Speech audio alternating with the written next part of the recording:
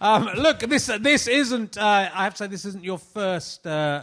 What's the right word? Well, let's just say encounter with a member of the Herring family, because you in Edinburgh this year, the most important thing that I think happened to you in Edinburgh this year, you had interaction with my son Ernie Herring, who heckled you. So my wife Katie is a comedian as well, Katie Wilkins, and so she was doing a show. So she took the kids along. It was a family show which you were hosting. Yeah, they said it was a family-friendly show, and then when you got there, it really was just a creche. Friendly was not present anywhere. It was the first two rows were just children, not a parent in sight. It was absolute carnage. And yes, I remember your boy. Yeah. A bit precocious would be the word I would use. Well, because he was very sweet, and I remember talking to him, and then he absolutely ripped me apart. I'm not wearing it tonight, so we can't really confirm it, but he accused me in front of 200 paying people of having an old-timey shirt, which absolutely got one of the biggest laughs of the evening. Absolutely insane. And then your wife came to see my show, and it was so funny. She came up to me afterwards, and she said, do you know, the nice thing about that was the first time I'd seen him really stand up for himself, and it really reminded me that he's going to be okay.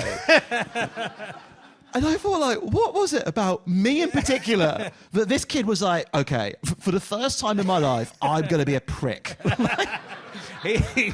He's very shy. He's like many comedians, and he may be a comedian, this boy. And like his dad, he's very shy in social situations, but then when he smells blood in the water, he gets a camera. This is what happened, according to Katie. So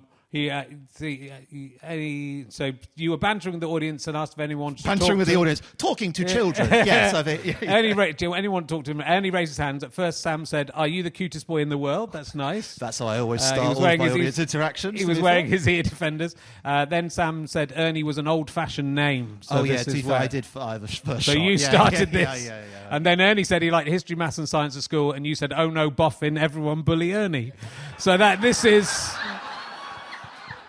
And then Ernie yelled back... My recollection of these is somewhat different, I suppose. And Ernie yelled back, "No, everybody bully you. You have an old-fashioned shirt on." So that's the only thing you agree on. That's the only bit I picked up on. Yeah, you know what? I mean, when the facts are laid out clear as day, I have to say, yeah, I probably did. I fired the first shot, and I deserved everything I got for it. Because Katie had to come on and she said, "I have to admit that Ernie is..." Because every comedian referenced him, and they were all asking him if he was enjoying it, and Ernie would say, "No, I haven't laughed once." Yes. Which was true.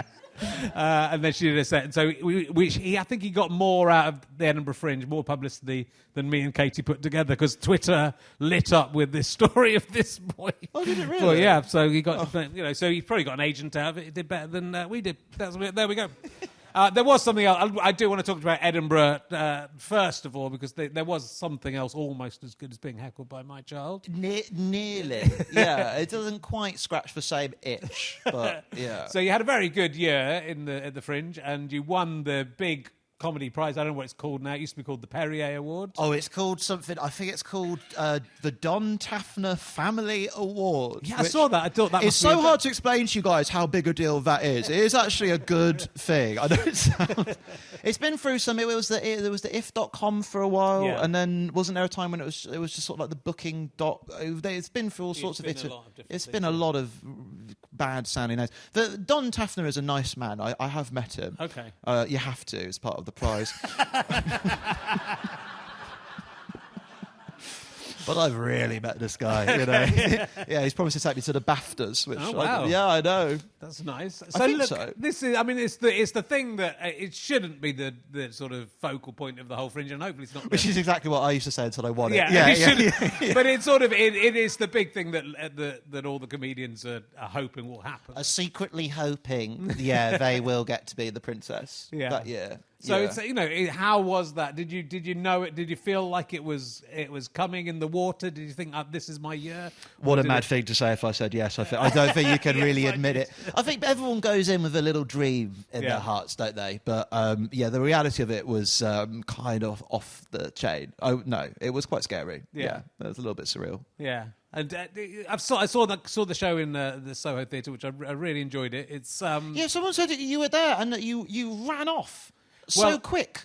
Because I'm usually the first person out of that room. I have a special route to leave that room, which means I'm always the first person out. And apparently you beat me to it. Yeah, So I'm very good at escaping you must have situations. really I enjoyed went out, it. I said, I didn't laugh once, and I runs in the family. runs in the family. No, I had to get to my train. Because I live in Hertfordshire, it's very inconvenient, and so fine, I was yeah. dashing to get to a train. But I did. That doesn't mean I didn't enjoy it, just because I ran out of the venue. Okay, well, no, I'll hear your feedback now. I'm all ears. Yeah. It's very well. Take us because I think you'd said to your girlfriend that you were hoping to get married and how you're going to afford to get married. I didn't say to my girlfriend I was hoping to get married. What happens is my girlfriend proposed to me and then asked me how I intended to pay for it. Okay. And I figured that there was a cash prize associated with the Edinburgh Comedy Awards, so I might as well give it my best shot. And now I'm absolutely obliged to foot the entire bill. Good, so if anything, I've shot myself in the foot somewhat with this one.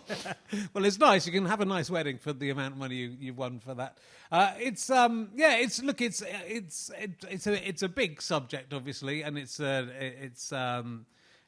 about a trouser suit, skirt suit. What's it called? A skirt. It's called a skirt suit, Richard, skirt but suit. we're all here to learn. Yeah. It's about. Sorry, I got the. It is very weighty subject matter. It's about a skirt suit, so just that's the sort of trigger warnings at the top of the show and all of this, and don't want anyone freaking out during. But it starts with you and TK Maxx on Pride Day, right? Yes, I'm remembering that correctly. Yeah. And what I love about the story is it's very instructive about your life and your experience, and there's unpleasant things happen to you, but also I think there's a sense of humour about yourself in it as well. You know what I mean? So it's you're trying to struggle into a dress that you can't really get into and then insist on buying. Shouldn't have ever believed I could get into, I think, is the phrase I would use. Yeah, I should explain for the people of Bewdley who, because I've never gigged here, probably have never seen the show. I got stuck in I tried to buy a nice dress for myself on Pride and got stuck in the thing and had a major panic attack and then ended up trying to wear it out the shop to save face, and it didn't go well. Yes. But I did get an award-winning show out of it. So But it's taking like an experience that is very upsetting because of the way you were treated, but also humiliating, partly because of your own actions, and then finding the humour in it. But it's not sort of it's very easy when you're taking on a big subject like this to be preachy or to be this side's right and this side's wrong.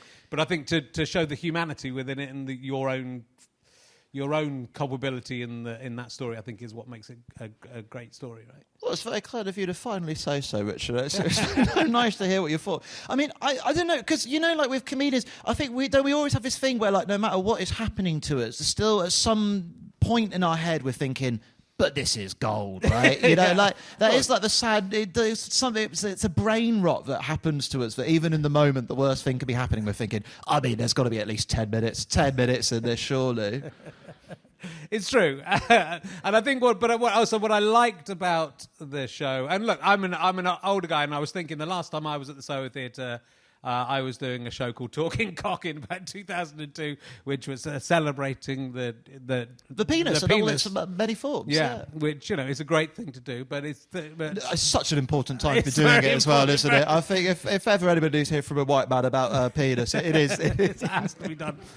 So things have moved on, but your audience was so sweet and and.